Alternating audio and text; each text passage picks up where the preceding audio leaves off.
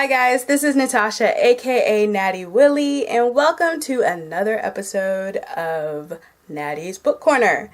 And I will be reviewing for you The Red Queen by Philippa Gregory, which is the next book in the Cousins War series. Now, if you have not already seen my review of Lady of the Rivers and The White Queen, which is the first two books of the series, then go ahead and click on our links below. I'll definitely make sure to put a link at the end of the video. What can I say about this book? It was a very interesting read, I'm not gonna lie. Margaret Beaufort, a lot of the events that occurred in The White Queen and a few events in Lady of the Rivers definitely occurs in The Red Queen, because then at this point you're getting Margaret Beaufort's point of view. Now, like The White Queen, there are male points of view at different sections of the book, and it seems like, at least with a pattern for Philippa Gregory, that she writes from the male point of view when there's like a major battle.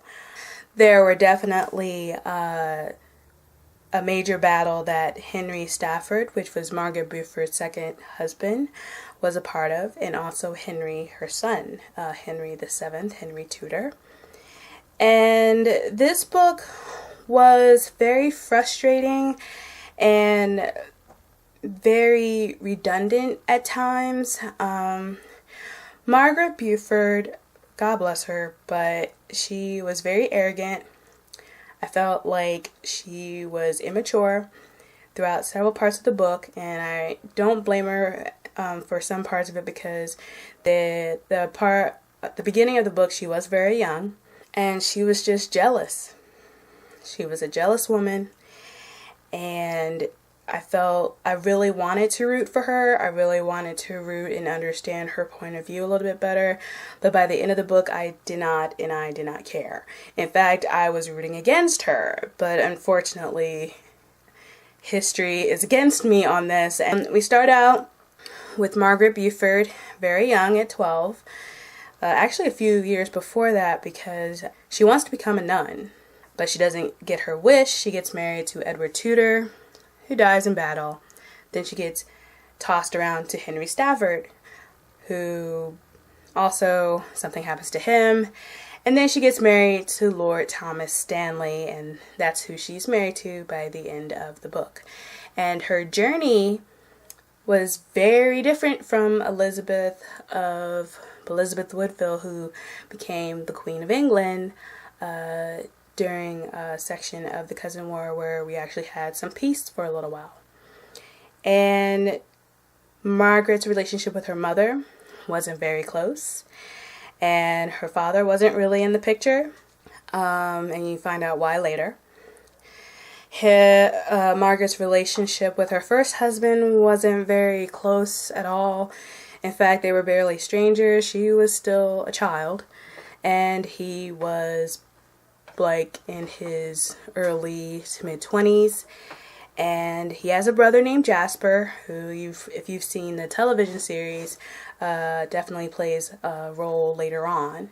And so Edward and Margaret get married. They have Henry.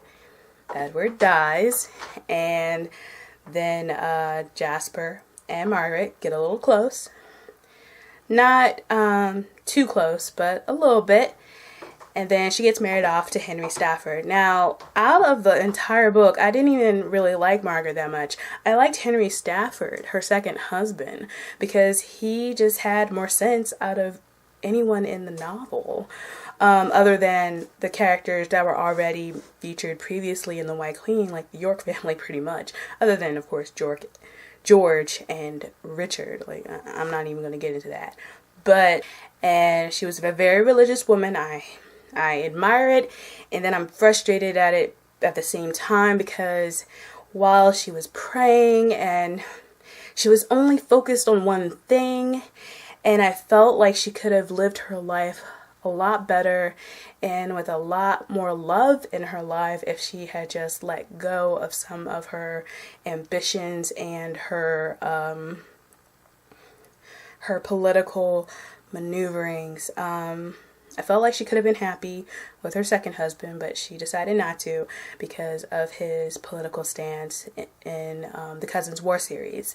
And I felt that that was very unfortunate because of how he treated her. I think he was a very good husband to her, and I felt like she definitely did not appreciate what she had with him. And I really felt sorry for Henry, her son, because she really didn't get a chance to raise him, and I don't know if it was a good thing or a bad thing. Jasper raised him a lot, and their bond was very close, and Jasper was with him pretty much throughout the entire time that he was in exile. And Margaret was definitely doing her duty and her best to make sure that Henry had a good chance to secure the throne. And so that's definitely pretty much what happened in the book. And again, just her character in general, I just did not feel like...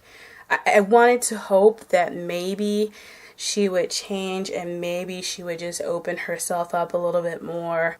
She's not going to get everything right away. God may have had a destiny for her, but she had to go through some things in order for her to reach that destiny.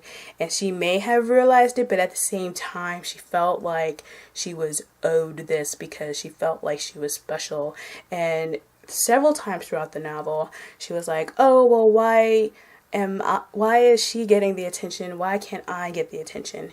It was very catty and very petty. So I will give the book about a 7 out of 10. And it was a good read.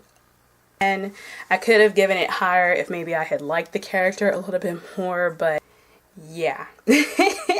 Definitely comment below. Catch me on Twitter at WillCat12. We can definitely start a conversation regarding the Cousin War series so far, what you like about the series, what you don't like about the series so far, and what you're expecting in the next novel that I will hopefully be reviewing for you soon, Kingmaker's Daughter, which features Anne Neville, which is the Earl Warwick's daughter, who is the Kingmaker.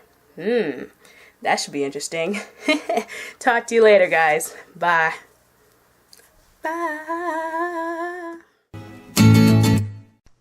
If you have not seen my first review of The White Queen and Lady of the Rivers, go ahead and click on the link below to my video, and also in the comments there's also a link there.